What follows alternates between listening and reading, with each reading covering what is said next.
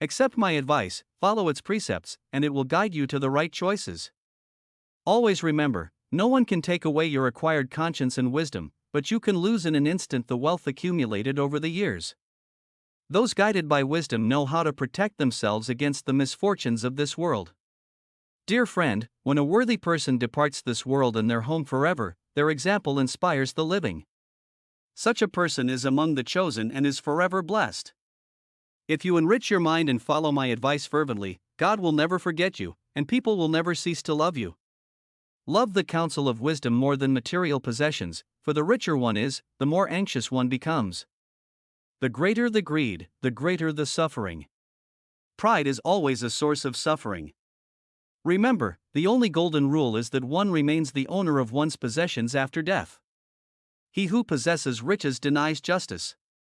People are unaware of the extent of their desires. They rarely turn to truth and goodness. He who can empathize with the weak is strong-willed. Such people endure hunger, overcome thirst, and all sorrows recede before them. Surrender yourself wholeheartedly to the inexhaustible treasures of the soul, the source of all virtues, and let my words and verse be faithful to you and to me. Dear friend, if you agree with yourself, take a break, subscribe, share, and leave a comment so I know what you think and what's still missing. Before that, a little quiz on your thoughts.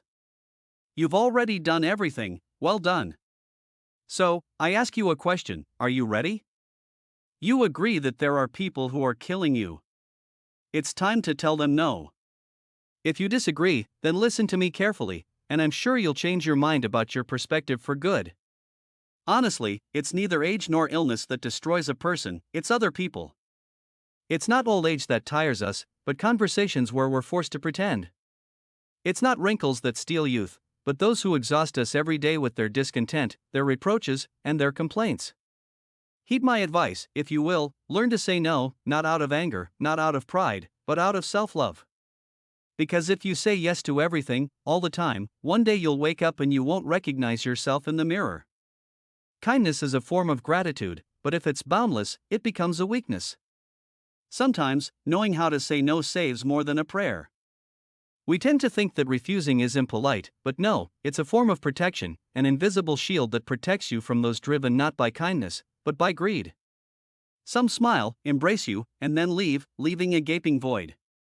They don't steal money, they steal peace, and if you don't stop them, they'll turn your life into a marketplace where your time is worthless. Not everyone who listens to you has your best interests at heart. Some are simply bored and need to see you suffer beside them. If you don't learn to distinguish those who are there out of compassion from those who are there for personal gain, you will be broken again and again. There are even those who cultivate a poisonous silence, they enter, and the atmosphere darkens. And then some simply sit near you, and you feel at peace, cherish them. Those who know how to say no save their yes for the present. After all, if we can't refuse those who destroy us, we have no strength left for those who love us. And this isn't philosophy, it's life. Those who don't know how to say no become slaves to the desires of others.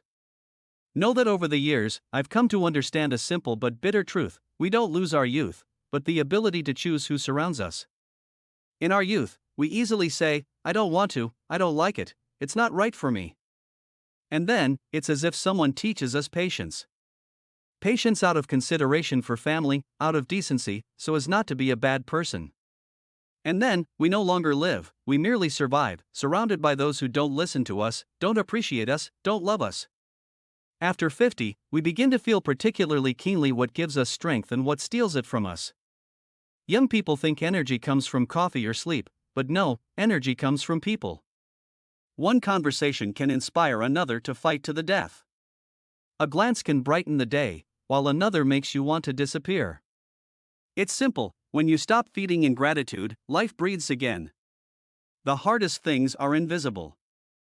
No one hears you say yes, even if everything inside you screams no, but your body hears, your soul hears, and one day, if you remain silent for too long, the pain sets in, not from resentment, but from exhaustion.